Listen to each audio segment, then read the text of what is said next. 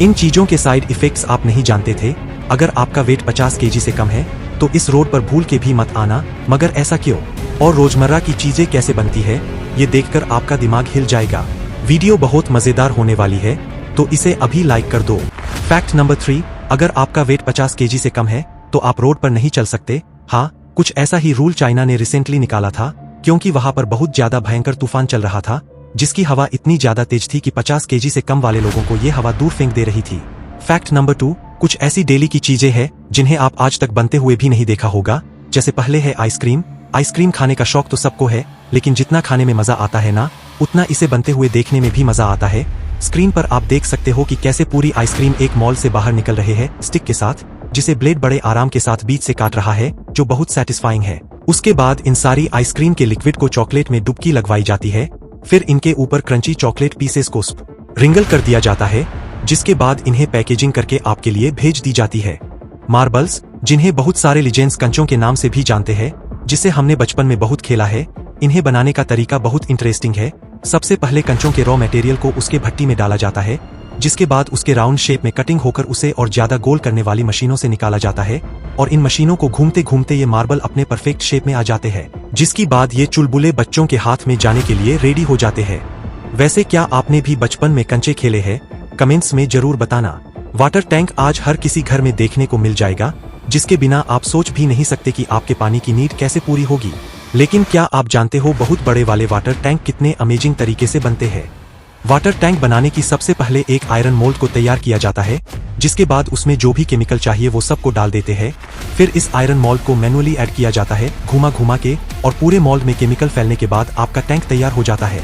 अगर आपको भी पता चल जाए कि बलून किस चीज से बनते हैं, तो आप इसे मुंह से फुलाना अभी छोड़ दोगे और इन्हें फेंक कर ही मानोगे। स्टार्टिंग में बलून सूखे हुए एनिमल ब्लैडर से बनाया जाता था, लेकिन अच्छी बात यह है कि 19वीं सेंचुरी में एक शख्स ने रबर बलून बनाने शुरू कर दिए थे।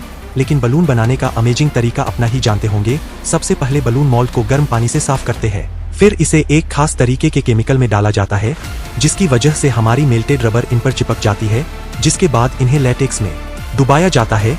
फिर इनके बॉटम्स को एक झाड़ू जैसी चीज से गुजारा जाता है, जो इसके बॉटम्स पर लिप्स बना देते हैं इन्हें फुलाने के लिए।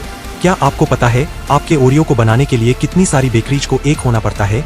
1898 में बहुत सारी बेकरी मिलाकर एक नेशनल बेकरी बनाई गई थी, जिसे नेबिस्को भी कहते हैं, जो आपके ओरियो बनाने के लिए जिम्मेदार है।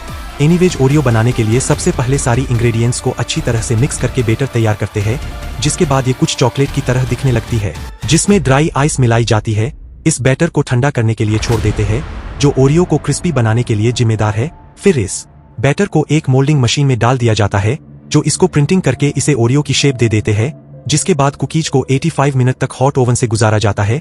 इसके बाद वेनिला फिलिंग को रेडी करके कन्वेयर बेल्ट पर डाला जाता है, और बेक कुकीज को 2 तरह के कन्वेयर बेल्ट पर डालते हैं, जिससे कुकीज की एक साइड उल्टी रहती है और एक सीधी, जिसके बाद इन्हें बीच में वनीला फिलिंग भर के पैकेजिंग के लिए भेज दिया जाता है, और फिर सीधा आपके पेट में। फैक्ट नंबर 1, आप रोज कुछ ऐसे प्रोडक्ट यूज करते हो जिनके काफी साइड इफेक्ट हो सकते हैं। जहां लोग सिर्फ ब्रांड को छोड़कर फ्लेवर के पैसे दे देते हैं, वही पल्स ने पूरी गेम ही पलट कर रख दी है। इसने सिर्फ 2 साल में 1 रुपए की टॉफी से 300 करोड़ की सेल की थी।